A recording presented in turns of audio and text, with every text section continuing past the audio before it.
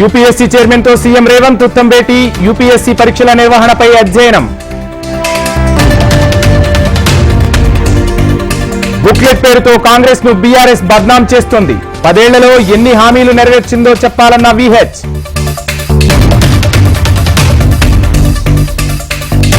ప్రజాభవన్ దగ్గర భూ కబ్జాలపై నిరసన, మల్లారెడ్డిపై భూ కబ్జా ఆరోపణలు.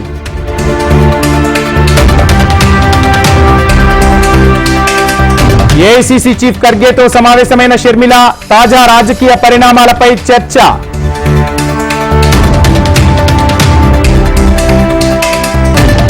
ఏపీలో ఎన్నికల టూర్ను స్టార్ట్ చేసిన టీడీపీ, ప్రకాశం జిల్లాలో చంద్రబాబు పర్యటన.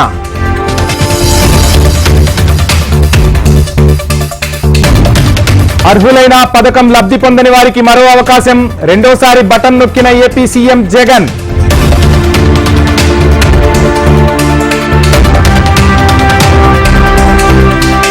కేసినేని బ్రదర్స్ వివాదానికి తెరదించిన టీడీపీ అధిష్టానం, విజయవాడ ఎంపీ సీటుపై క్లారిటీ ఇచ్చిన చంద్రబాబు.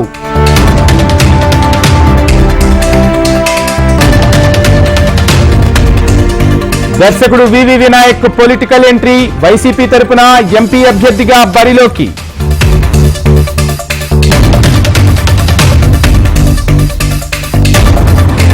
తెలంగాణలో ఎమ్మెల్సీ స్థానాలకు నోటిఫికేషన్, ఈ నెల 11న నోటిఫికేషన్, 29న పోలింగ్. కడప జిల్లాలో పారిశుధ్య కార్మికుల సమ్మె, 11వ రోజుకు చేరుకున్న పారిశుధ్య కార్మికుల సమ్మె.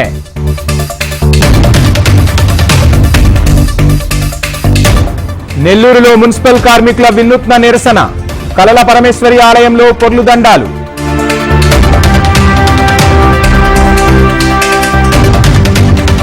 తిరుమలలో ఫిబ్రవరి 3 నుంచి 5 వరకు ధార్మిక సదస్సు, దేశవ్యాప్తంగా ఉన్న ప్రముఖ పీఠాధిపతులు హాజరు.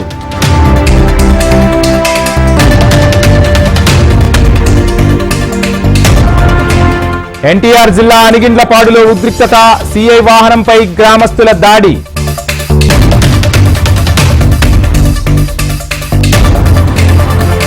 చంద్రబాబు స్కిల్ డెవలప్మెంట్ కేసులో కీలక మలుపు, సిదిరి చంద్రకాంత్ షాను కోర్టులో ప్రవేశపెట్టిన సిఐడి.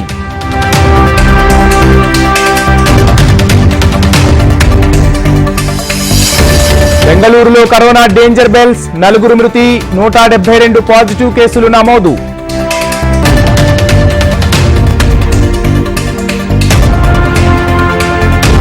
లోన్ యాప్లపై దూకుడు పెంచిన ఈడీ, జనగాం, కాజీపేటతో సహా 19 ప్రాంతాలలో సోదాలు.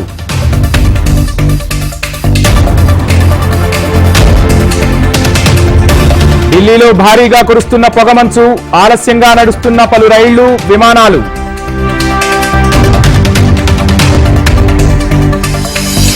మావోయిస్టుల ఏరివేతపై కేంద్రం ఫోకస్, దండకారణ్యంలో ఆపరేషన్ ప్రహార్.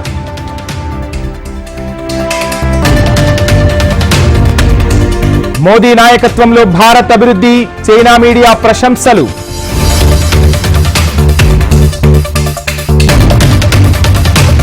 మరో యాత్రకు సిద్ధమవుతున్న రాహుల్, భారత్ జోడో న్యాయ యాత్ర పేరిట పాదయాత్రకు సిద్ధం.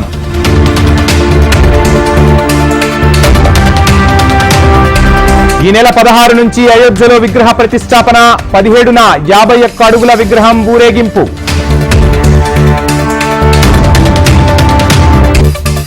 కొలరాడో కోర్టు తీర్పును కొట్టివేయండి, అమెరికా సుప్రీంకోర్టును ఆశ్రయించిన ట్రంప్.